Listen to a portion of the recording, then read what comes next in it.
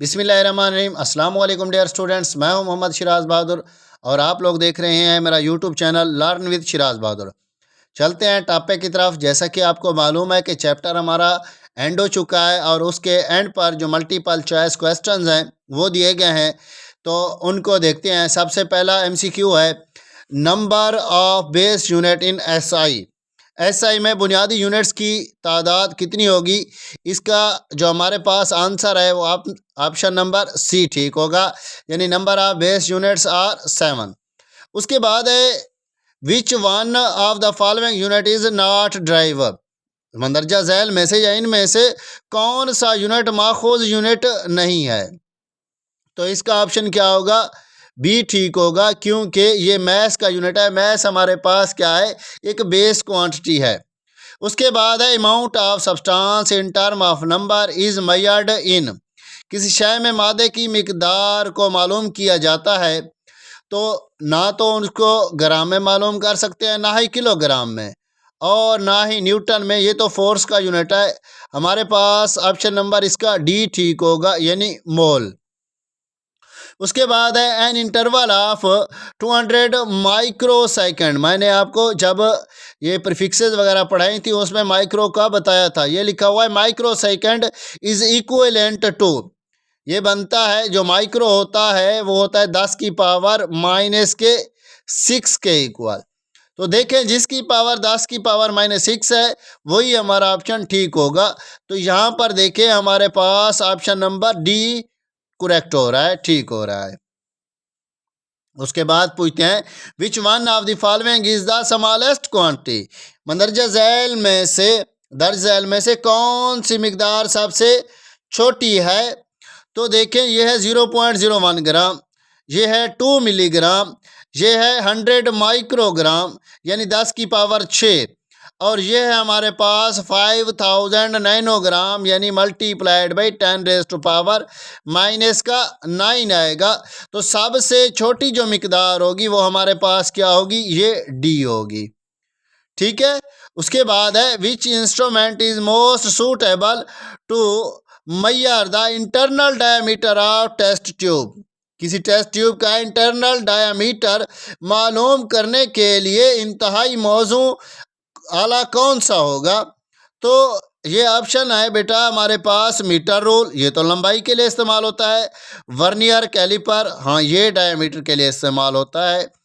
उसके बाद है मेजरिंग टेप, ये भी लेंथ को मेजर करती है, बड़ी लेंथ को। और स्क्रू गेज, ये भी क्या है? ये तो हमारे पास वायर का डायमीटर मालूम करने के लिए था। तो इसका जो करेक्ट ऑप्शन होगा वो होगा वर्नियर कैलिपर, क्योंकि ये इसके ऊपर वाले जो 2 जाज लगे हुए थे उनकी मदद से हम क्या कर सकते हैं बेटा? इसके टेस्ट ट्यूब का अंदरूनी डायमीटर मेजर कर सकते हैं। एमसीक्यूज है, a student climbed the diameter of a wire as 1.032 centimeter using vernier caliper. Up to what extent do you agree with it?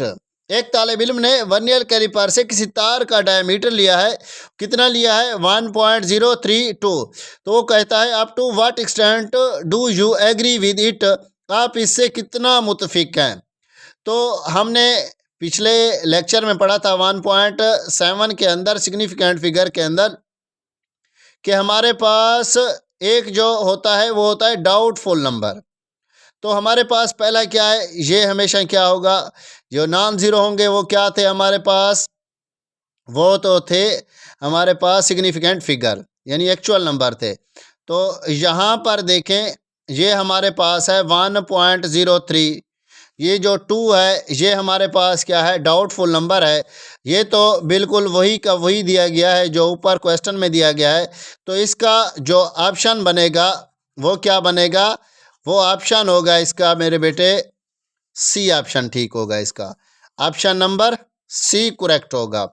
उसके बाद है, measuring cylinder use to measure. Measuring cylinder की मदद से हम क्या कर सकते हैं? मेजर कर सकते हैं क्या? Mass, area, volume, level of liquid. तो इसका जो आंसर होगा वो हमारे पास क्या होगा? वॉल्यूम होगा, क्योंकि हमने डिस्कस किया था ये हमारे पास क्या है? मेजरिंग सिलेंडर वॉल्यूम को मेजर करने के लिए इस्तेमाल होता है। तो इसका भी ऑप्शन नंबर सी करेक्ट होगा। उसके बाद है, देखें, a student noted the thickness of glass sheet using a screw gauge on the main scale. It reads 3 division with 8th division on the circular scale coincides with index line, its thickness is। एक तालिब इल्म ने screw gauge की मदद से शीशे की sheet की मोटाई मालूम की है। मेन स्केल पर रीडिंग 3 दर्जे है, जबकि इंडेक्स लाइन के सामने आने वाला सर्कुलर स्केल का दर्जा 8वां है। इस तरह उसकी मोटाई कितनी होगी? तो देखें, उसकी जो मोटाई होगी, अब यहाँ पर कितनी बताई गई है कि 3 है, लेकिन उसकी जो डिवीजन है वो 8th है। तो हमने क्या करना है, 8th डिवीजन है तो इसको मल्टीप्लाई कर लेना है हमने। किसके साथ? स्क्रू गेज के साथ, लीस्ट काउंट के साथ। स्क्रू गेज के लीस्ट काउंट के साथ हम क्या करेंगे, इसको मल्टीप्लाई करेंगे तो हमारे पास क्या आएगा? स्क्रू गेज का जो लीस्ट काउंट था वो कितना था? वो हमारे पास था 0.01 मिलीमीटर। तो 0.01 मिलीमीटर को जब हम इसके साथ मल्टीप्लाई करेंगे 8 के साथ तो ये आएगा 0.08, और उसको जब हम क्या करेंगे 3 रीडिंग के साथ करेंगे तो ये हमारे पास इसका जो करेक्ट आंसर आएगा ये ऑप्शन नंबर बी आएगा, 3.08 मिलीमीटर। उसके बाद है एंड वाला MCQs, significant figure in an expression are all the digits. Option number A है। दूसरा है all the accurately known digits, यानी पहला है हमारे पास तमाम इनसे किसी आदाद में अहम इनसे होते हैं। हमारे पास सवाल क्या पूछा गया है? किसी अदद में अहम इनसे होते हैं। सबसे पहला है ऑल द डिजिट, तमाम इनसे। उसके बाद है all the accurately known digits, तमाम दुरुस्त मालूम इनसे। और सी ऑप्शन है all the accurately known digits and the first doubtful digits. अब ये हमारे पास आ गई है सिग्निफिकेंट फिगर्स की definition, accurately known digits and the first doubtful digits. तो ऑप्शन नंबर जो सी होगा वो क्या होगा मेरे बेटे? करेक्ट होगा। इसका भी ऑप्शन नंबर सी करेक्ट होगा।